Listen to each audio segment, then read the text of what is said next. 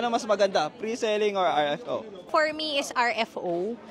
Kasama natin dito, napakagandang investor ng real estate, Sheena. Ano mas maganda, pre-selling or RFO? Para sa akin, both naman, maganda siya in different kind of way. Kasi kapag may pera ka and financially ready ka naman, kahit ano doon sa dalawang option mo, pwede mong kunin. Pero for me is RFO. Kasi right now, meron akong property, RFO, kinuha ko doon. Ang maganda lang doon is, mababa lang yung down payment na nakuha ko.